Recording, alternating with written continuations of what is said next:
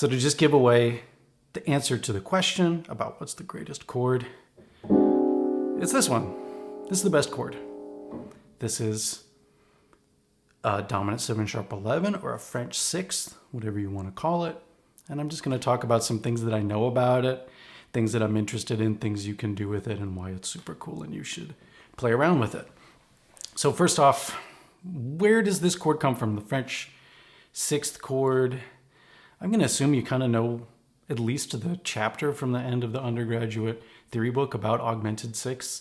You have this A flat and F sharp, and they resolve outward to an octave, and then you can add a third to that lower voice, and then you can also add this note to it that makes the French 6th. This is the Italian 6th. This is the German 6th. Okay, whatever, that's cool. But I think thinking about where these come from, what contrapuntal principles they're working on is kind of interesting. Okay, so where did they come from? If you know a little bit about your species counterpoint or about Renaissance counterpoint, you know that this is a really core idea. This, especially this. So this is the compound cadence. This part you would call the tenor voice. This is the discant cadence or the soprano cadence. They can also be inverted and go like this. And actually, if you're doing species counterpoint exercises more often, you're doing something like that. Okay, so this is kind of the heart of the cadence. I know when you learn North American jazz theory off the internet, they usually say like it's actually the tritone in the 7 chord that's the main contrapuntal beating heart of the cadence, which is like it's 50% true but also 50% not true, because this doesn't have the chordal 7th in it, and it doesn't have the F in it, and it works totally fine. You can add an F to it, and that's cool too. But really, it's this dissonance resolving to here that is an engine actually of a lot of different cool bass lines. And if you haven't seen the En Blanc et Noir video about compound cadences in Corelli, you should turn this video off and watch that, because he does a really good job of explaining it. But in a nutshell, you can, following the rules of adding a third voice to a dissonance in species counterpoint, there are a couple different options you have for adding a third voice to this. The most obvious one is this. I'm just going to resolve it like that so we keep 3 voices. Okay, so what is this? We're just adding a note that makes a 5th with the upper voice and a 4th with our dissonance. Cool, that's the most obvious one. Probably historically that's the first one. I have no idea. I have no references. We can also do this. So this is like the slightly fancier thing. Okay, why is it kind of fancier? Well, we actually make a consonance with our dissonant note and our agent, our non-dissonant note. We make a 5th with this and a 6th with that. That's pretty cool. Fuchs's rule about adding this third voice to a syncopation or a dissonance is resolving like that is you got to like pretend that the suspension doesn't happen and just look at the resolution, and that's how you decide to add this note to it. This actually breaks that rule, but he's nice. He actually adds a rule later on in the book that if that happens, you can just move your third voice so that it creates consonants. Okay, so our options are this or this. Hey, that's pretty nice. So that's the 6/5 chord on the subdominant. Fast forwarding 150 years and thinking about figured bass or functional harmony. Okay, cool. What else can we do? Okay, so we can always do a chromatic inflection on one of our consonances, and it still counts as a consonant. So like, hey, what if we do this? We still have a 6th here, and then we're making a diminished 5th. Who cares? When we move by step, we can still resolve to that. Okay, that's cool. And if it's the 1780s, you're going to do a lot of this. Right? That scheme, I think, is called the Indugio or maybe the Monte. It's a little, I don't know, everybody has a different name for things. But you've heard it. Okay, cool. What else can we do? We could also do this. So this is working against the other voice. Actually, we're making a consonance with our dissonant note, the C. And then we're moving by step downwards. So it kind of follows the behavior of a dissonance resolution really well, but stretches things a little bit because it's actually making a consonance with the dissonance. We can think of it as a double suspension, even. Right? Maybe you could think both these parts are suspended. Okay, what else could we do? Hey, we could do a chromatic inflection on that note. So it's making a minor third here. We can't do this.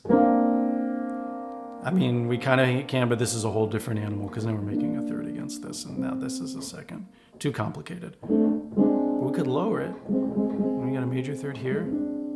This is actually what we get if we're in a minor key, of course.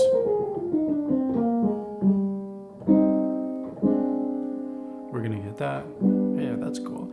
And that's the first part of the French sixth, is that we have this either downward chromatically inflected 6th degree, or we just have it naturally because we're in a minor key. And we combine it with our 2-voice compound cadence. Sweet. We can go like that, or whatever. Okay. And hey, remember we had this note from before, but we could go like this. Hey, nothing wrong with that, but it's a little better spaced if we do that. Hey. So we got the chromatic inflection of this F. Okay, there we go. So there's our so-called French sixth. So it's really cool. It really stretches out to really the limit of this. Now I was experimenting a little bit more, thinking about what are other consonances I could make with one or another of these notes. So like you could play an E, making a consonant with consonants with this C, and it's going to make a 7th with that. That's fine. That just means it's got to resolve maybe like that or like that. And actually that's kind of cool, although this is going to, something's got to happen with this.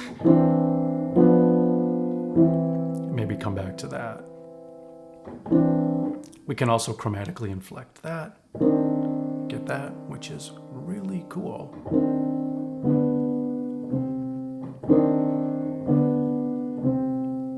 I really like that.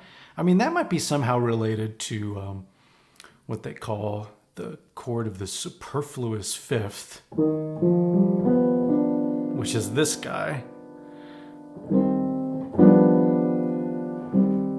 Right? So you can put this, and then, I don't know, just go crazy. We know that that works, and then, hey, maybe this one too.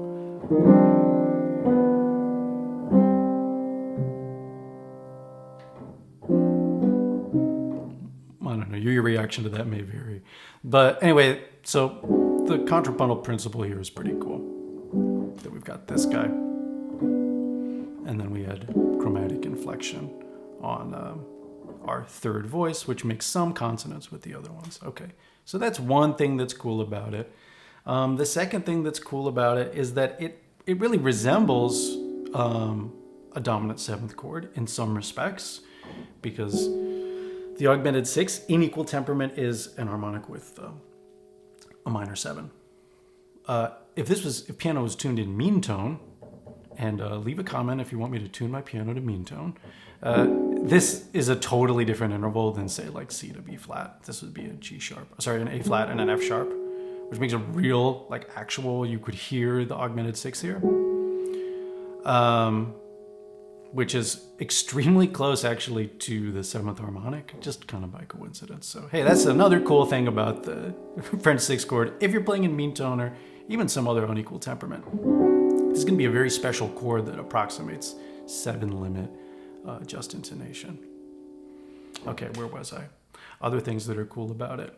The function of this chord. So I was saying that it approximates this dominant 7th chord, right? It kind of, if I just kind of play it out of nowhere, it sounds like a dominant 7th chord with a sharp 11 on it, right? It's got this dominant 7th sound.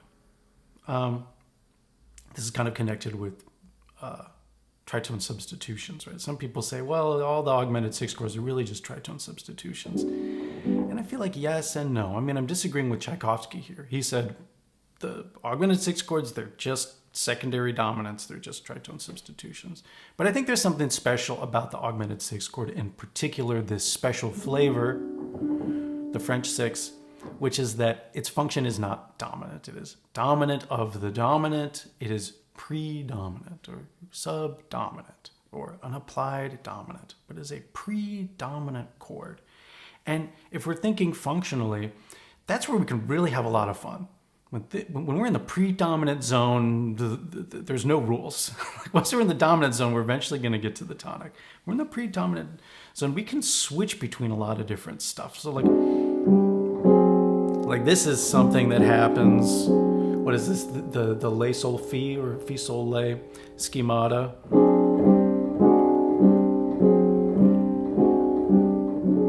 Right. We can extend that predominant sound, or we can go and then go to some other predominant thing, maybe that, right?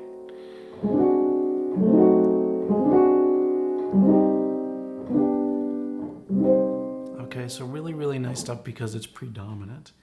And this gets to the heart of what I think is really, really cool about it functionally, which is that it sounds like a dominant seventh chord somewhat, but is a dominant seventh chord acting predominantly with a predominant function. And that just sets up a longer phrase.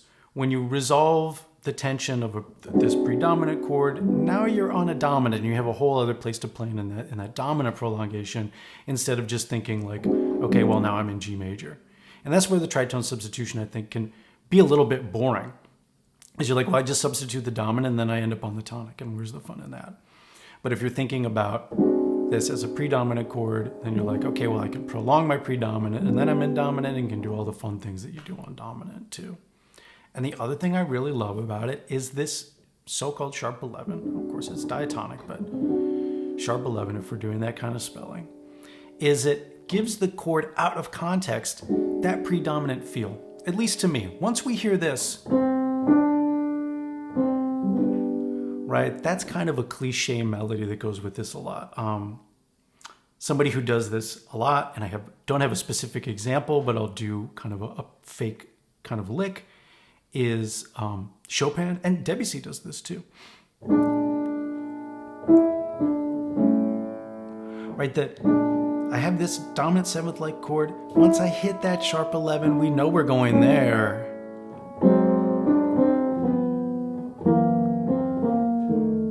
That's really fun. It sounds advanced or whatever. It's kind of the simplest counterpoint mechanism that you can possibly do. But that's really, really lovely. And the sharp 11 or the French sixth is crucial to that. We can't really do that same thing like, that's not as fun. That's pretty lame, I think, doing it with the natural 4. Or, you know,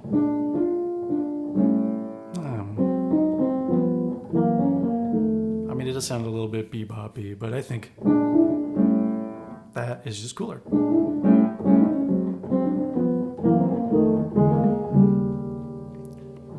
Okay. The other thing, so that's the predominant thing. And it's just wonderful to put predominance and dominance in a sequence, you know, just love that. That's so much cooler than a tonic dominant sequence or model for your sequence. Predominant, dominant, it's just so cool. The other thing that's really lovely about this is that it, of course, is so close to the half diminished chord.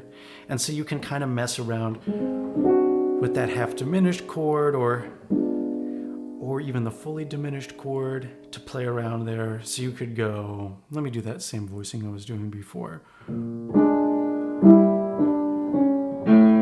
That's almost even a more Chopin-esque thing to do, that when I go up here, actually make it the half diminished chord. Keep that in there.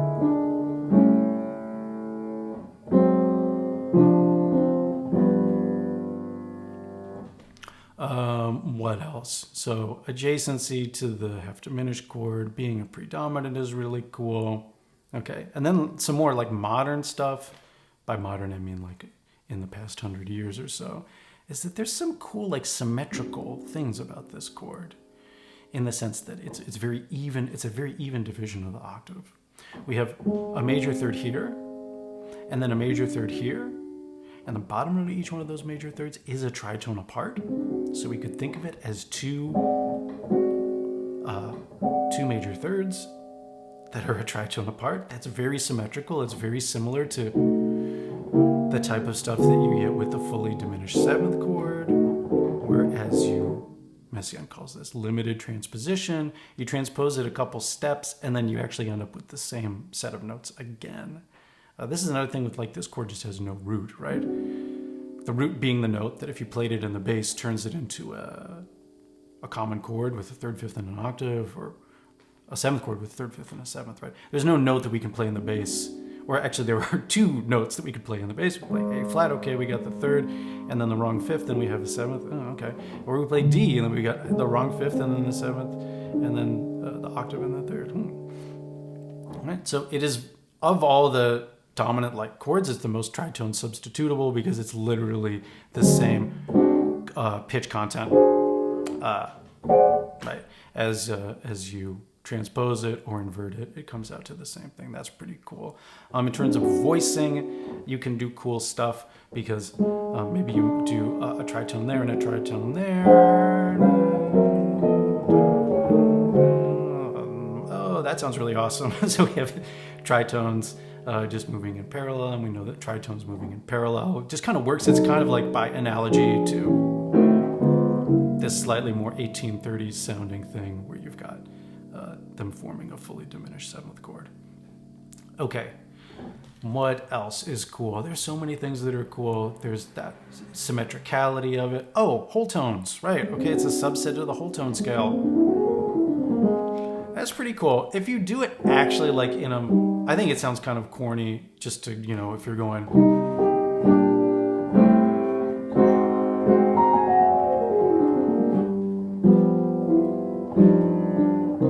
Right, and I played it pretty corny too, but it sounds too much like you're just like trying to rip off Monk. But there are certain places in the scale where that kind of like makes diatonic sense, particularly if you do an augmented six that resolves to the 5 of 5.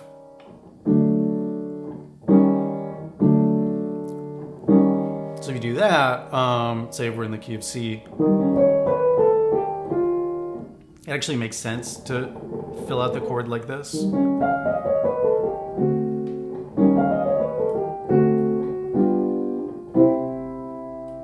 I think. But, Debussy had a lot of fun with this type of chord, and then other chords that are related to it, like, what if we do this? Or what if we add the natural 9 to it? All these things that are subsets of the whole tone scale. And so you can, play one of them, and then just kind of totally blanking. Where would I go next?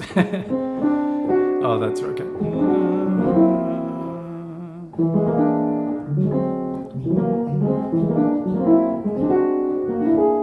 That kind of thing, where you can put just a direct sequencing of the French six and outlining a whole tone set.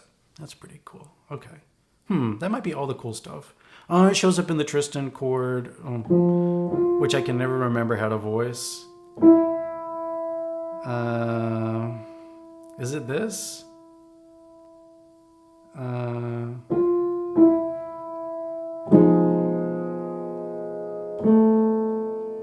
Right, so we end up there. The B's not in the bass here, is it?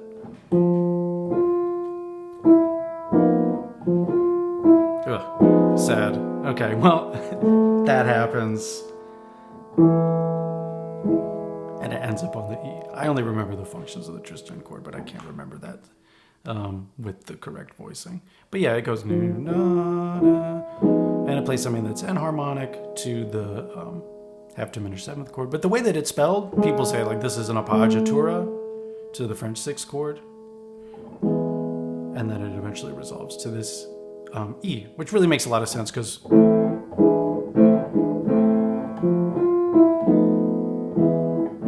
in the key of A minor, at least according to the key signature. Okay, last thing that's cool about it is the acoustic properties of the chord. Is that tuning on the keyboard, tuning on fixed pitched instruments, of course, is equal temperament. What is tempered? It's really a 5-limit tuning. And all that means is that we're using 3s and 5s as our generators. If you're thinking about that intervallically on the piano, that's fifths and major thirds. Those are the generators. And with that, we can get a just intonation that's pretty close to equal temperament. And then we kind of temper it a little bit so everything comes out all equal.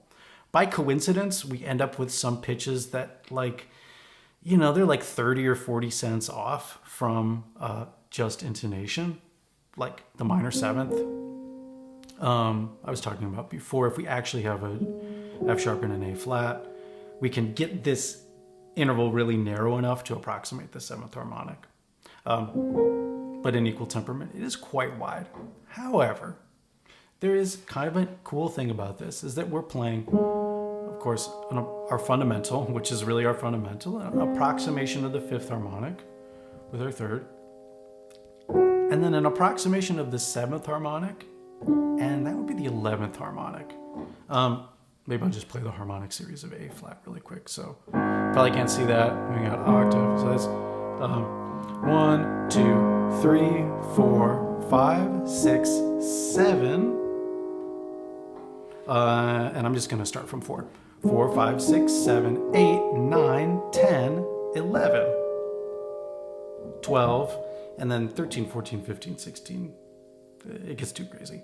Or 13, 14, 15, 16 gets too crazy. Of course, 16 is here. Okay, so where was I? 4, 5, 6, 7, 8, 9, 10, 11.